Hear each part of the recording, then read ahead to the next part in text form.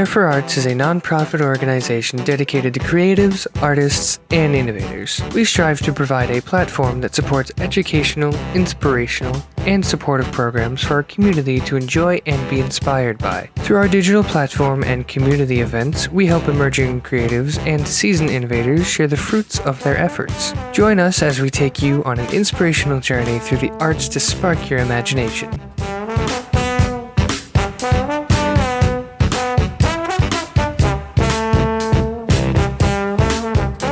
Hello, I'm David Nethery, and I'm president of Air for Arts. I'd like to welcome you to this session of AIRtime. This is our 11th season of AIRtime. AIRtime is hosted by David Fisher, who is the assistant director of the Cultural Arts Commission for the City of Dallas.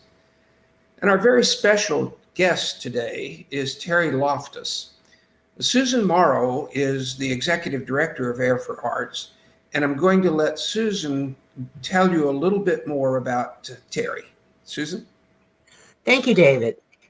It is my honor to introduce Terry Loftis, the Donna Wilhelm family president and executive director of the Arts Community Alliance, or TACA, in Dallas.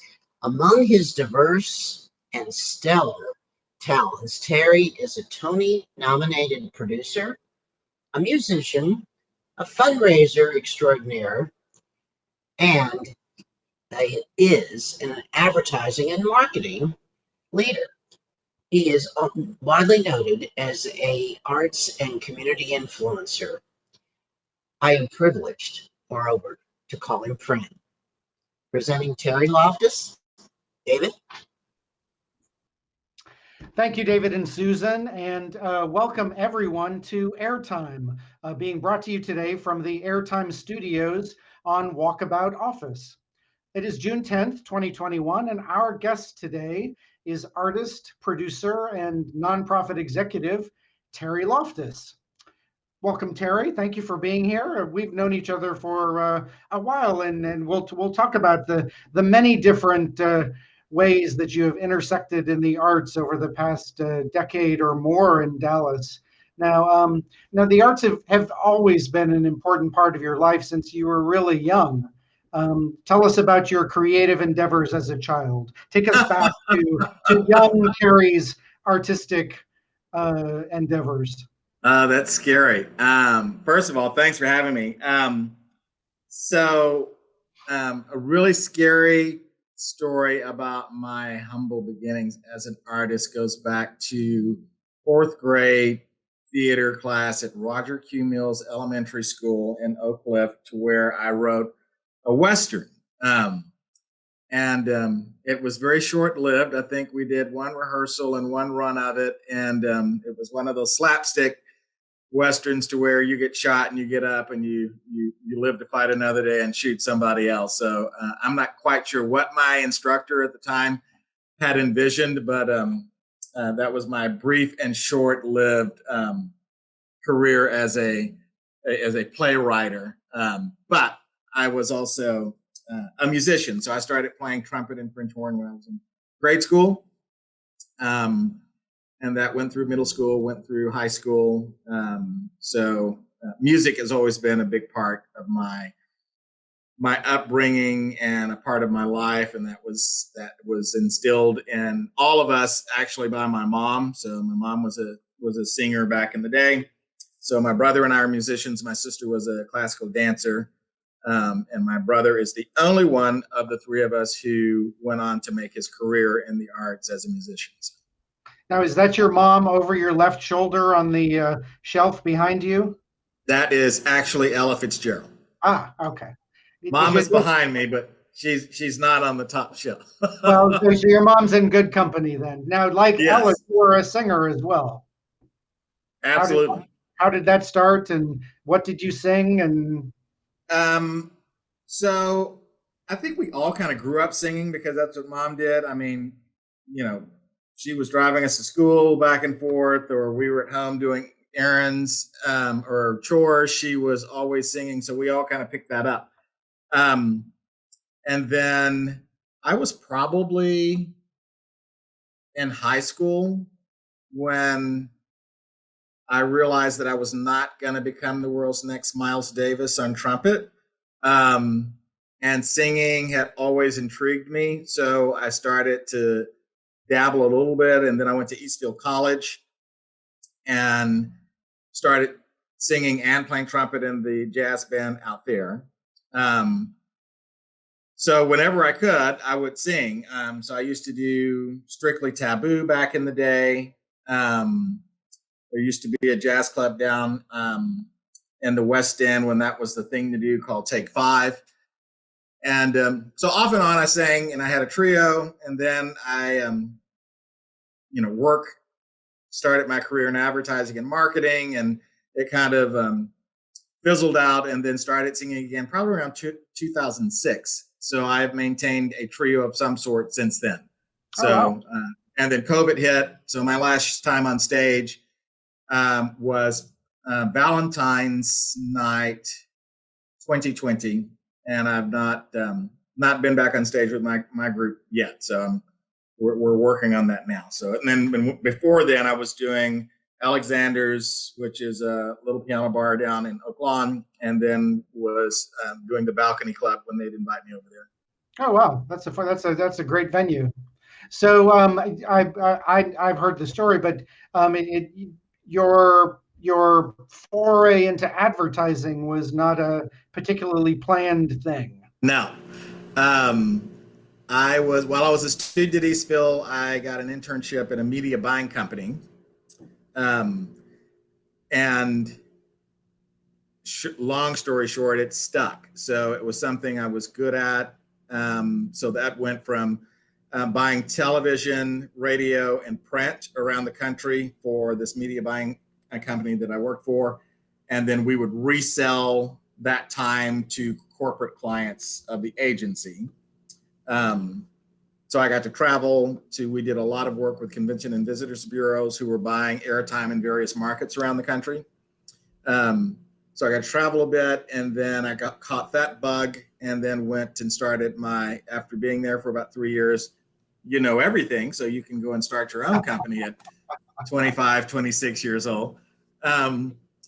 And that one lasted for about another 2 years, and I had to close it because I had all my eggs in one basket, which was Hertz Car Rental, and had a few smaller clients. But then it was like the Titanic hitting the iceberg. You knew you were going down. It wasn't going to be immediate, but you were going down, and there was nothing you could do to prevent that from happening.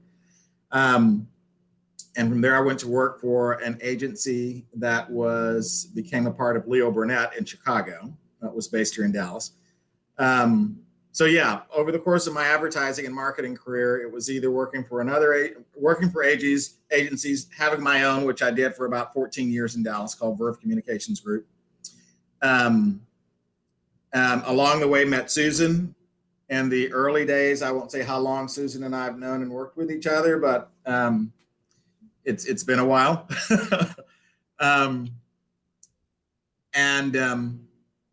Jumped to the client side there for a little bit. I was CMO for a software company here in Dallas, and then went back to the agency side and started Verve in 1997 or so, and had it for many years. And then at one point, around 2013, I was like, I'm done. I've done this forever. I'm tired of it. I want to do something different, and walked away from it completely and became a segment producer, did some television work with NBC on The Voice for season 4, and then went to work for Arthur Eisenberg at Eisenberg and Associates, and as head of new business. And then he moved me up to president, and was there until it was around that time I also started producing in New York, but while I was working full time, and then finally left there and focused on producing more extensively, and then went to work for a firm that specialized in that.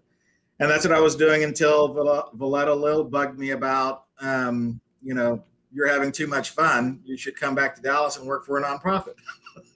Well, that's later on the list of questions. So we'll definitely get to that. So what was it that attracted you? What did you love about the advertising and media business? Because you were there for a long time. I was there for most all of my career. It was the creative aspect, which I had nothing to do with because I was never a graphic designer. So my ability to sell and build relationships is what really intrigued me about it. And it working for a large agency like the firm that was acquired by Leo Burnett. You get your teeth cut at a mid-sized to large agency like that. Customer retention becomes an issue because you get to a point to where you're so large. Your reason for it being moves away from producing great work that returns a profit for your clients to keeping the coffers full, because for every 3 that are coming in on top, you got 2 or 3 falling out of the bottom that are leaving the agency. But it was a great education. And so when I started my own agency, the goal was to produce great work for our clients that was results driven. And that challenge is what kept me there for so long until it just got to the point to where I was, and I don't mean this to sound harsh, the aspect of sitting across the table from a client one more time and doing a pitch was about as appealing as, being sucked dry by a tick. So it was like I needed a new challenge and something to do, and I had no idea what that was going to be. So this opportunity happened with The Voice because of a high school friend of mine and his wife she's a producer on the show, and that just kind of, again, based on relationships, that just kind of happened, and I was good at it. And the producing thing, which we'll get into, and then I really excelled at that. So it's weird because the bulk of the fun I started having in the latter part of my career had nothing to do with advertising and marketing, but it helps me in what my job is right now, and it helped. Right. That skill set has helped me in every career I've had. So now you've been involved in a number of nonprofit organizations as a board member, as a volunteer. You've led capital campaigns. How did you start being involved with nonprofit organizations? I started actually. I was on the Titus board way back in the day. I was on the Resource Center Board of Directors and Resource Center Board Chair back in the late 90s into the early 2000s, when we were down at the building at Reagan and Brown there. And took over as board chair there during I call it the evolutionary period of the Resource Center, when it's going from its growing pains into becoming what it is now. And left, and then they started the capital campaign. Actually, the capital campaign kind of started as I was exiting, and went through its evolution. And when they got to probably the last 18 months to 2 years for the campaign, I had joined the campaign committee for the building, and then became chair of the committee to finish out the campaign. So my involvement as a volunteer board member for the Resource Center spans 20 years. And it's still very near and dear to my heart. I was on the board of directors for the Friends of the Katy Trail, which was the 501c3 responsible for the construction of it's an asset owned by the city of Dallas, but there's a 501c3 that was responsible for raising the money to construct and build the trail and maintains it. And that was, a $40 million project. Resource Center was probably 10 to 12 start to finish. And then I was on the board of directors for Booker T. Washington High School, their advisory board. And joined their board as we had launched the capital campaign to build the new campus. So I've been involved in a lot of capital campaigns, and loved every minute of it. Each one was very unique and different, but also each one very important to our city. So, the Resource Center and the work that they do, the Katy Trail is, to me, our central park in the heart of Dallas, in the middle of Dallas. for this part of Dallas anyway, because that was conceived and developed well before Clyde Warren Park, which I'm also a big fan of, but we were kind of there first. And then it became this marketing piece for developers to where, they started buying up property adjacent on the trail or adjacent to the trail. And you have restaurants like Katy Trail Ice House that popped up. So I'm very proud of the work that I've done on each one of these boards, but probably my two most that mean the most to me are the Resource Center and the school, because even as a student at the school, when I was there in the 80s, we were sitting on top of each other because the space, the program was growing to where your practice room was oftentimes in the hallway.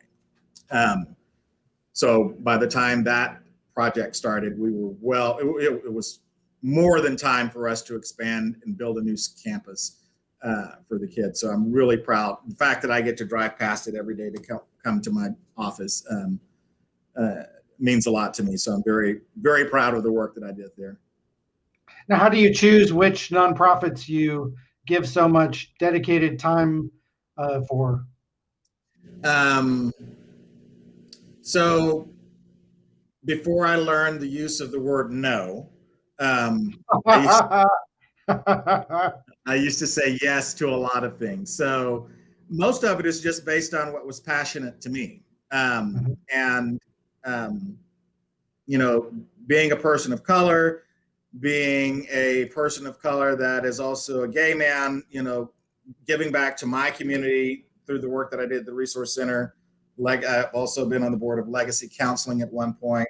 I kind of forget how many board engagements I've had, but so anything that impacts me personally or is making a difference. Not that, all nonprofits, make a difference to the constituents that they serve, but it's more based on my personal passions and interests. It's usually around LGBTQ issues or the arts. The Katy Trail was different in that was a public park initiative, but one that I loved doing. It was, because I knew that once that project was completed, it was going to be something that Dallas could use as a spotlight to who we are. So nothing like that had been, when we started that project, the railroad tracks were still up there. So to see it from there till now, not only reinforces the great work that a lot of nonprofits do to promote Dallas, but it also drives some of the fact that I've been around longer than I care to admit, because it's been a long time ago. Now, your current nonprofit work seems to be a sort of overlap between some of your other, or an amalgamation, by the very nature of the organization. Tell us about what you're working on now. Outside of this one that employs me? Yes. So I am co-chair for Black Tie Dinner. And this is this year's the 40th dinner.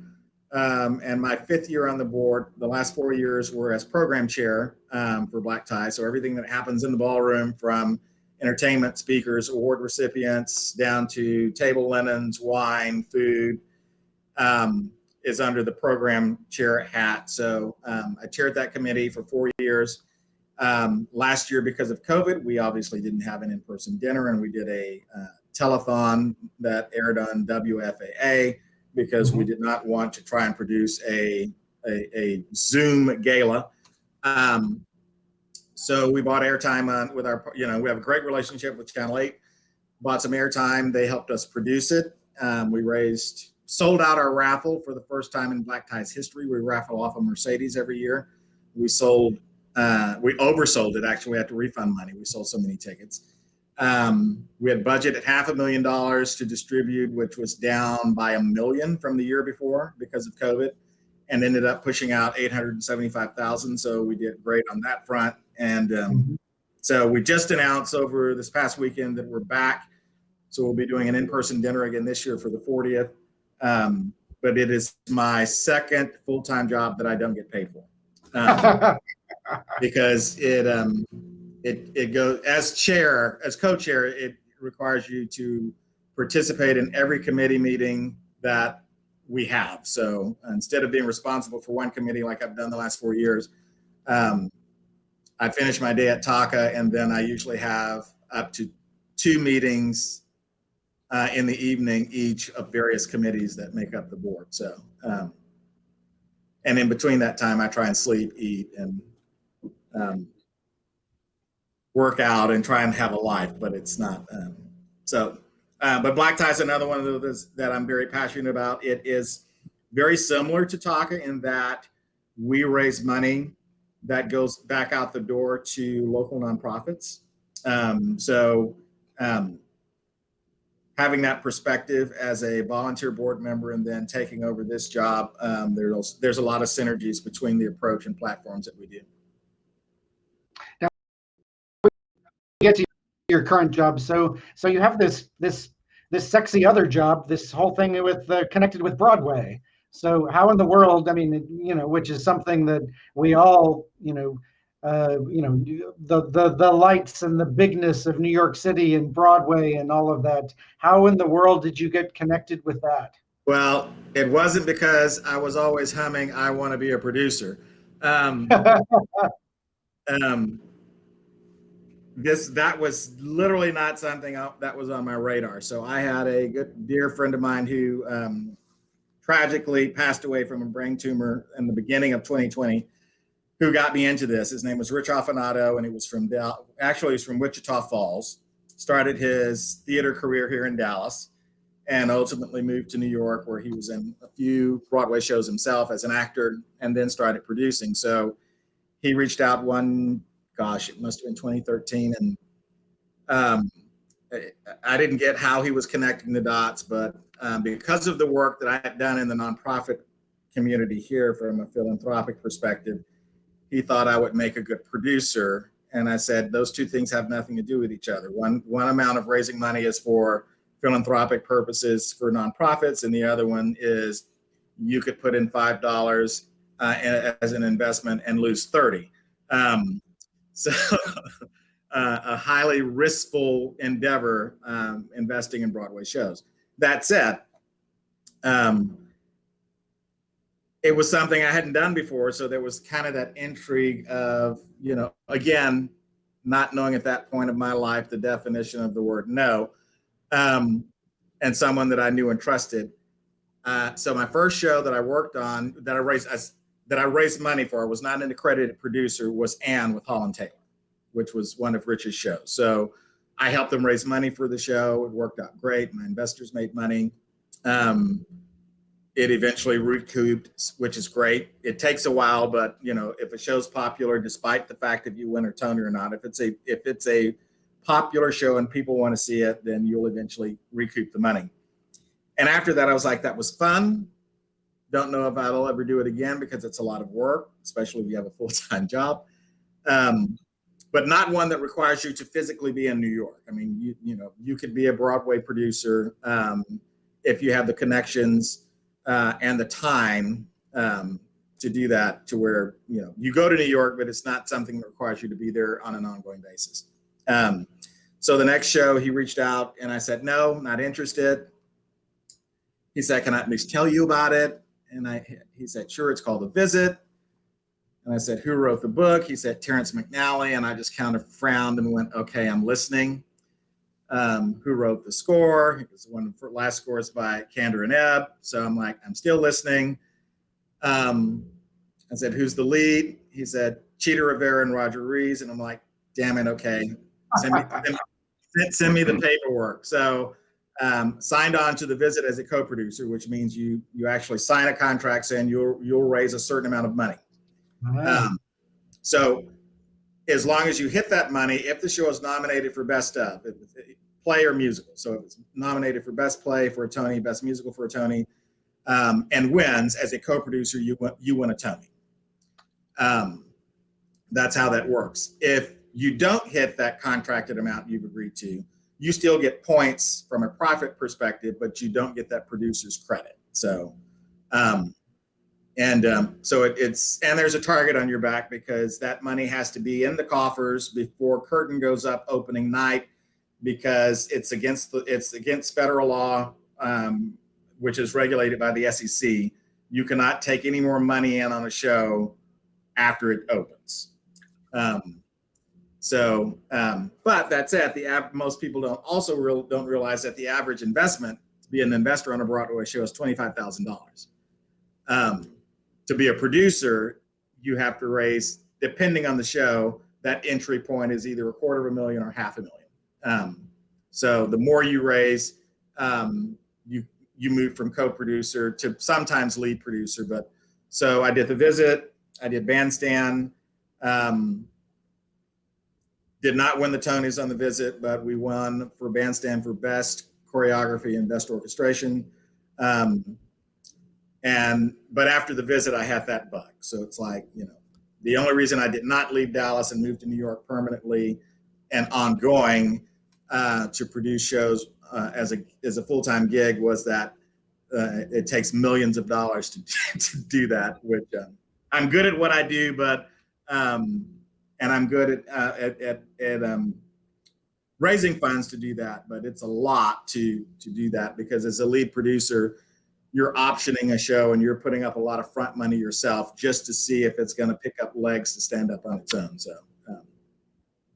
So we can call you Tony Award-winning Terry Loftis. You can still call me Tony Nominated Producer Terry Loftis because even though Bandstand took those 2 Tonys home, it didn't win Best Music. It wasn't nominated, nor did it win Best Musical. So that is the only path forward that I would personally get a Tony. Okay. Now the company, the firm I went to work for after Eisenberg, which is called the Broadway Strategic Return Fund, is a hedge fund dedicated to funding Broadway shows, touring projects, and cast albums. So that was a different model, one that I still think is brilliant because it mitigates the risk to the investor. So you're investing into a portfolio of shows as opposed to putting your money in one show. And if that show closes or fails, then you're basically walking away from whatever that money is and writing it off.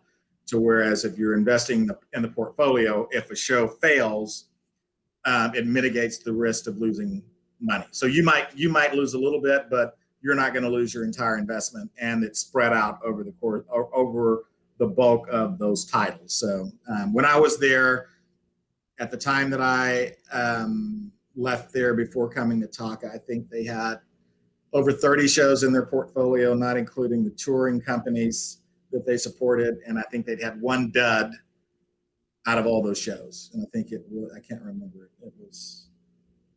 I can't remember which one it was, but and that bug is still there. So there's not a day that goes by that I'm not thinking about producing a show. Wow. And will you go back and do it sometime? Someday? Probably. I can still do that. If I were to do that, it would be, the lift would have to be very light on my part because of my current position. But again, that is, producing is about having a base of support from an investor's perspective because all producers do this. They have their portfolio of people who will give them money. Some are doing it because it's interesting that I would say about 70% of people who invest in Broadway shows do it because of the allure of investing in a Broadway show, that they get to go to opening night, they get to go to the gala after opening night, they get to go to the Tonys if they want to do that. You still pay for it, but you get to go.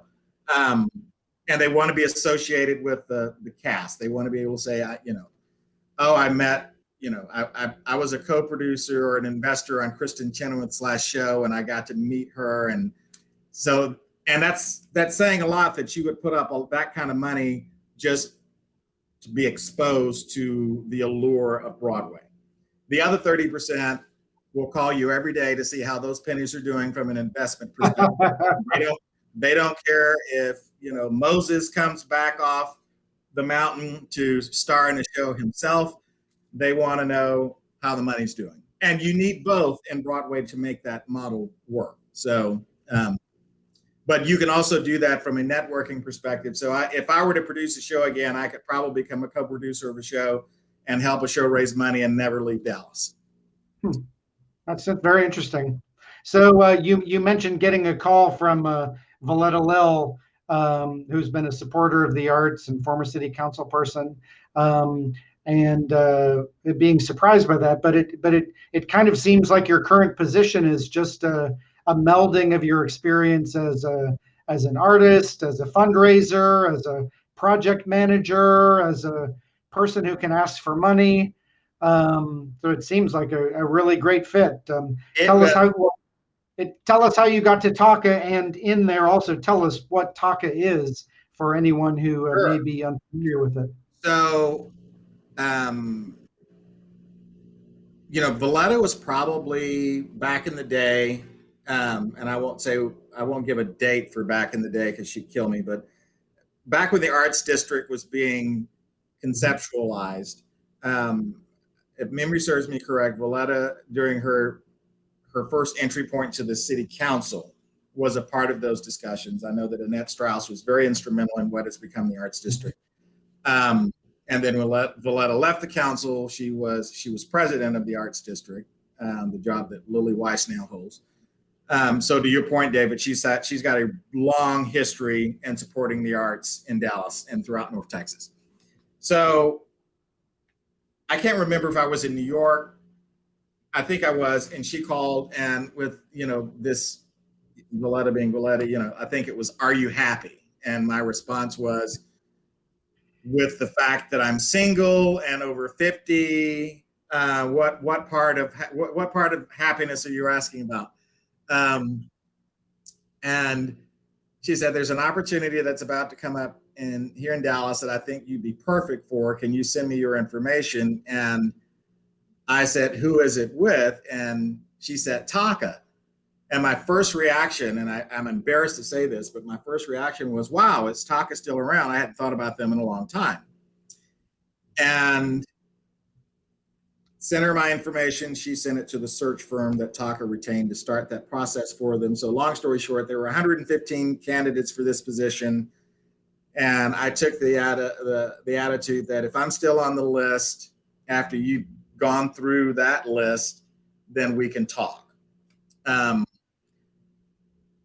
And was back in Dallas, did interviews with the search firm, did interviews with the search committee, which is made up of Taka, a select group of Taka board members.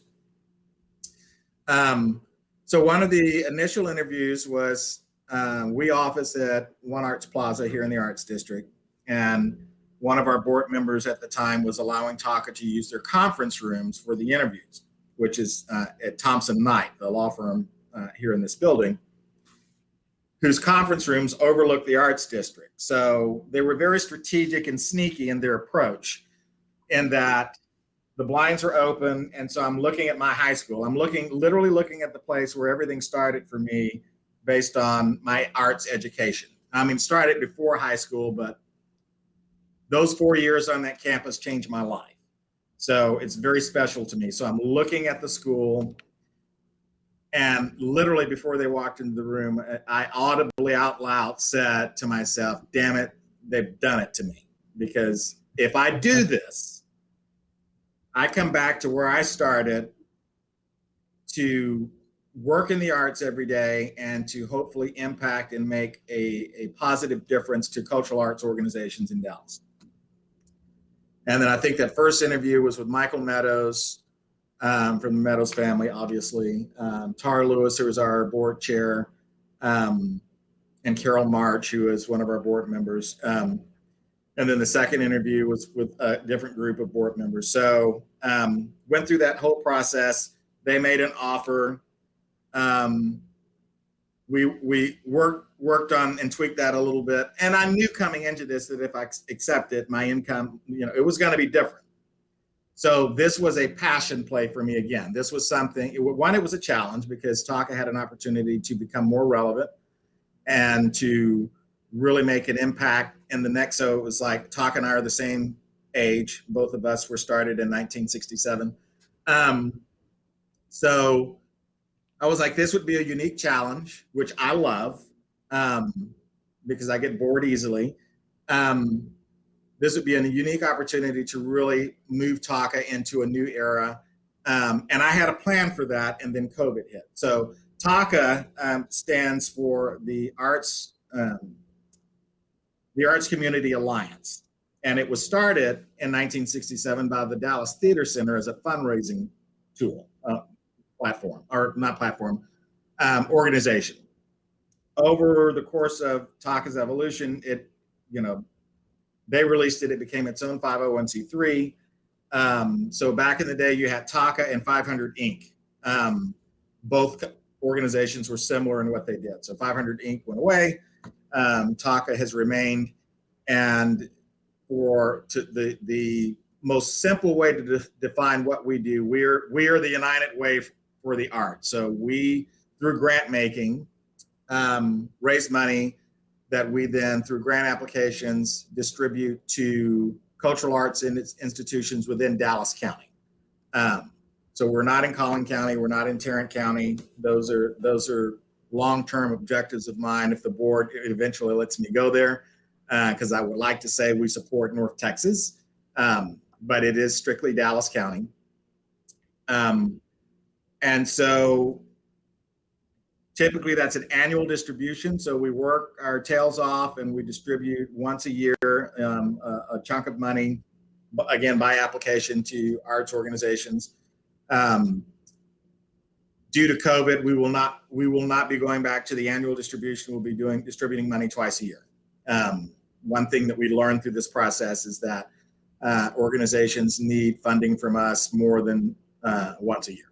So, and we've done multiple distributions since March of 2020, probably 8 to 10.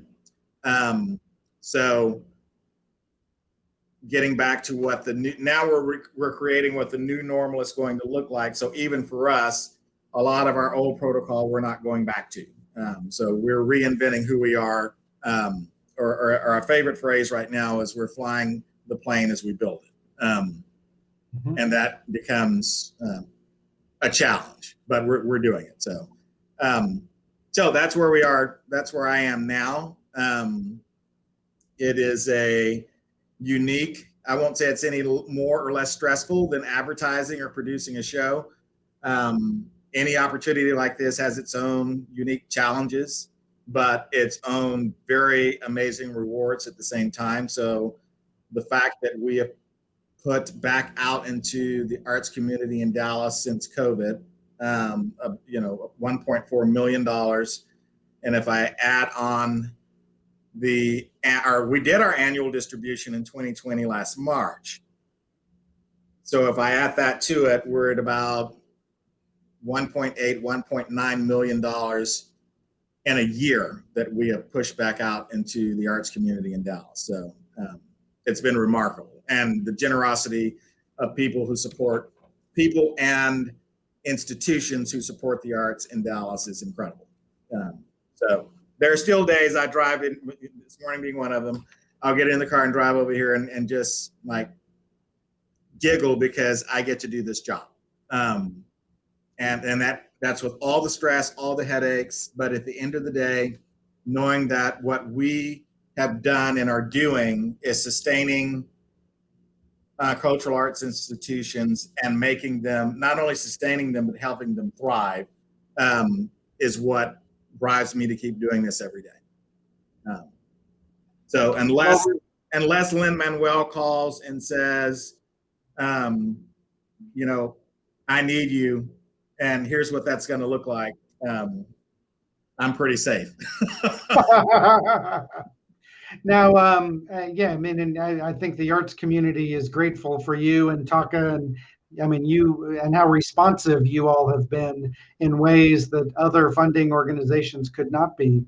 I mean, and so we had the pandemic and the economic crisis that came with that, and then we had all of the racial tensions and police tensions and all of the issues of equity. I mean, so it's been a tough year.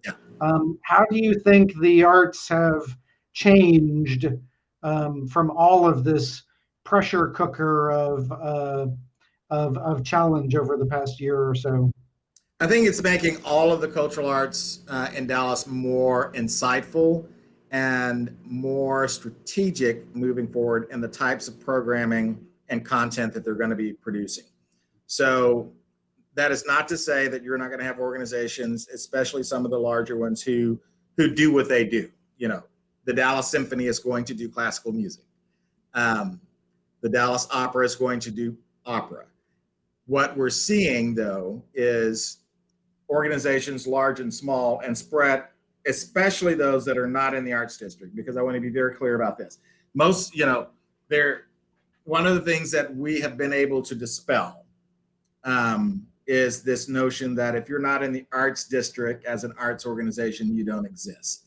So we work very hard at that. At the City of Dallas Office of Arts and Culture works hard at that. TACA does, the Moody Fund, many foundations throughout the city have done a lot to help, you know, remove that it's us versus them. COVID helped that a lot because it forced all of us to sit back and finally look at each other and go, we are literally all in this together. And if we're not collaborating and helping each other, we will not survive this pandemic. Mm-hmm. So organizations large and small. So you saw the AT&T Performing Arts Center, which is dependent on touring companies, shift gears to say, we're now going to support and make space available at a discount to support our arts partners in Dallas. So if you're a small theater company and you didn't have a regular place to do performances before, ATPAC was making space available for you to do that, whether it be a Strauss Square, because there was a lot of, you know, it's funny because Strauss Square was not nearly used as much as it was since COVID. And then it was like everybody wanted to get in there because it was the perfect space. They've got that beautiful stage. You could do anything, dance, visual arts, music, theater. So what we're seeing and what I think we will continue to see based on all of those bullet points you rattled off, David, you know, the pandemic, social injustice, racism. A lot of the content that we're going to be seeing moving forward is going to be based on a combination of all of those things. So a lot of the panels that I sit on right now are having these same discussions on, we're in an industry to entertain. At the end of the day, you walking to a concert hall, a recital hall for a dance performance or a music performance, or you walk into a library or a bar or a theater and you're listening to literary art. One thing is, we're in the business of engagement and entertainment and education. How we do that varies based on the arts media in which these organizations thrive and live. So 2020 kicked us all in the head to say, you have to rethink everything you thought you knew. That's number one. Number two, coming out on the other side of it, what you knew was normal doesn't exist anymore. Take virtual programming and streaming digital content. If that is not a part of an arts organization's DNA now moving forward, then you're going to fail. Now, that's just my opinion. I don't think it makes sense to try and go back to business as normal as you knew it, because what virtual and digital programming is allowing organizations of all sizes to do is, one, expand their geographical boundaries. You no longer have to focus exclusively on North Texas or Dallas or Fort Worth.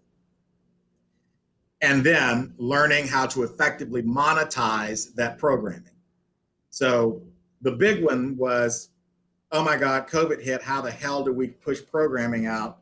And so a lot of the organizations had to learn how to do that fast.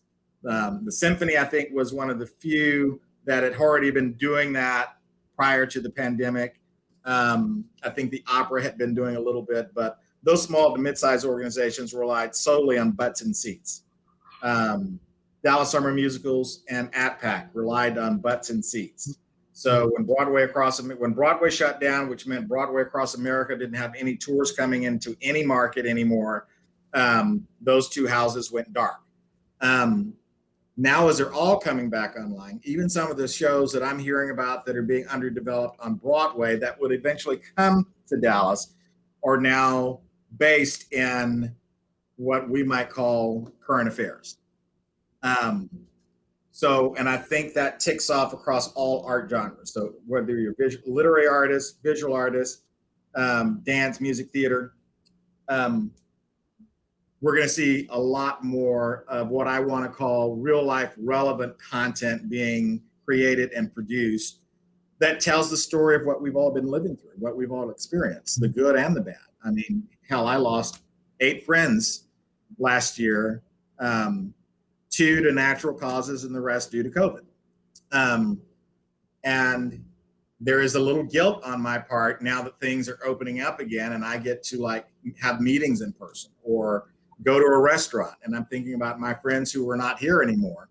It's like, how blessed I am that the large percentage of the people I know are still here.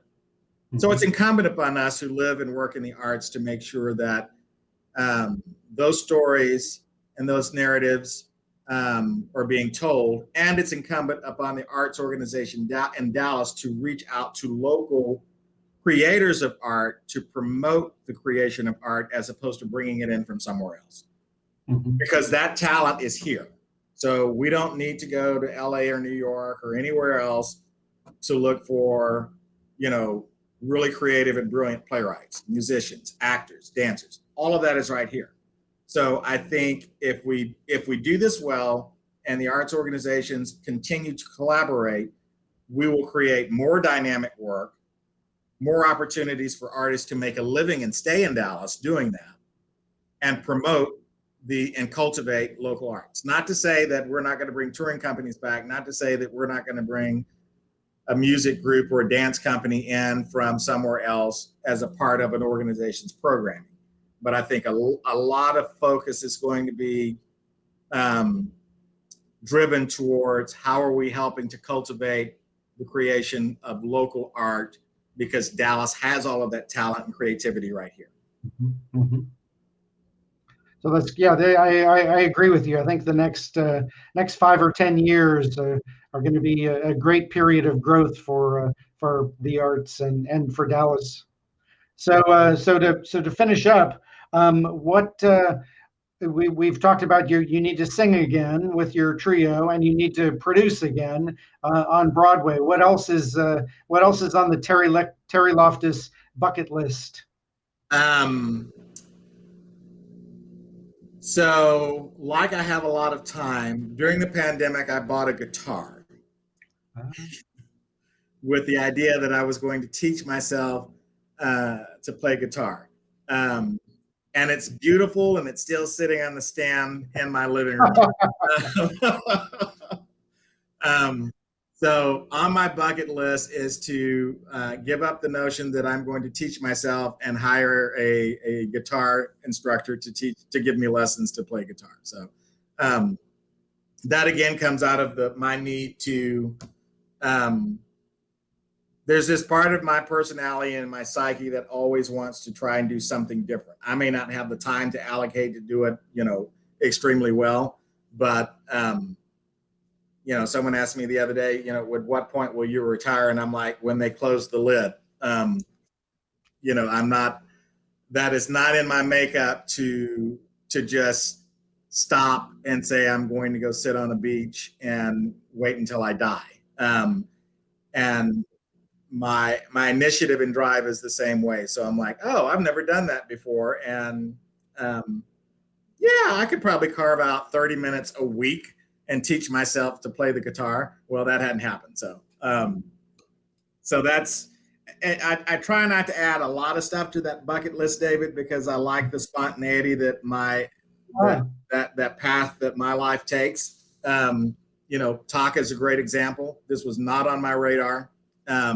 Was never my intent to run a nonprofit, especially after sitting on so many nonprofit boards. I'm like, I always felt sorry and deeply respected whoever the executive directors were for the organizations that I got to volunteer with. But I will say, sitting in this chair with that perspective helps me do my job better. And to my knowledge, I am the only executive director of TACA that has ever had a background in the arts directly.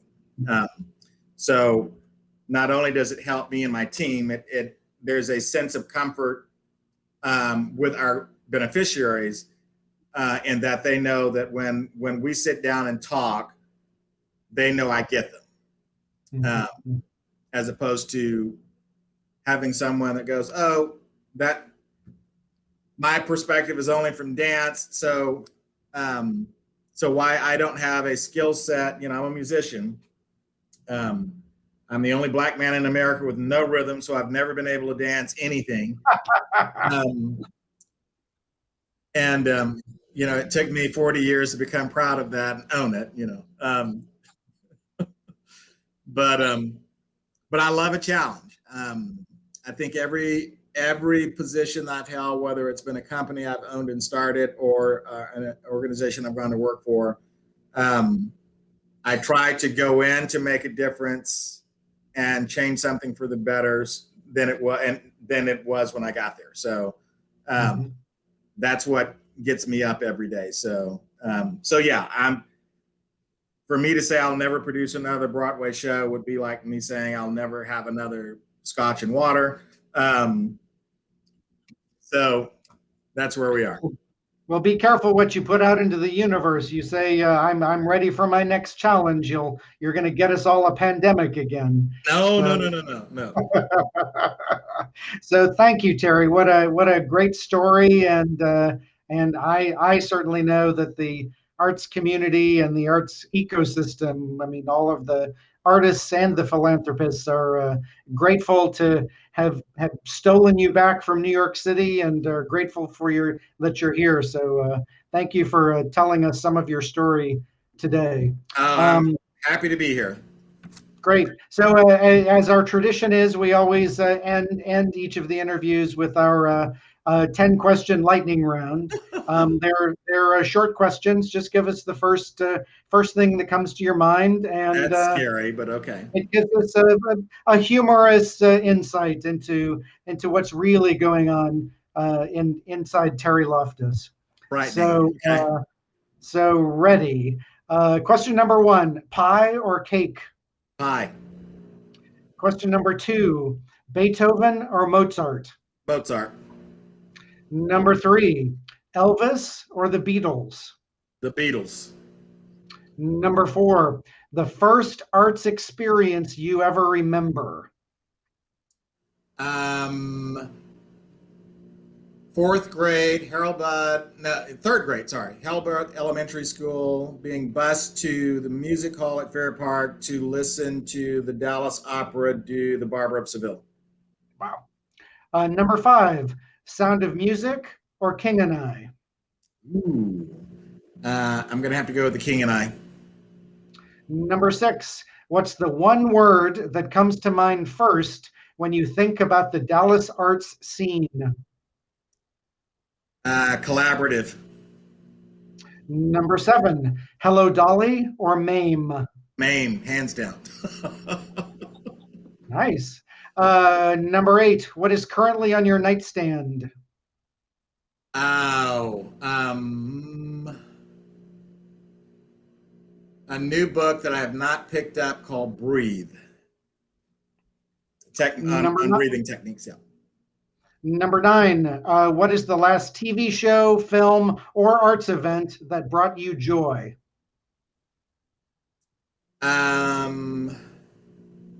I don't often get to watch TV, but I did binge watch something over the last few nights called Sweet Tooth on Netflix. I'm watching that show right now. I'm Love halfway through. I've been binge watching that show too. It is so marvelous. I love it. Yes. Good answer. No, I just think it's a marvelous show. Yeah. And question number 10: are you an S or an M? And by that I mean, are you a Streisand or a Midler? Ooh. I think I'm going to have to go with Babs. All right. Well, Terry Loftis, thank you. It's been great to know you as a colleague and know you as part of the Dallas art scene, and great to have you on AIRtime today. Well, thank you all. This has been a blast. Thank you, David. And with that, we'll turn it back to David and Susan. Wow, David, I could have listened to Terry and David's conversation for at least another hour. Fascinating. How about you? Terry, I hope you achieve one of your bucket list items of learning to play the guitar. So cool. Right. I agree with you, Susan. This was an excellent interview.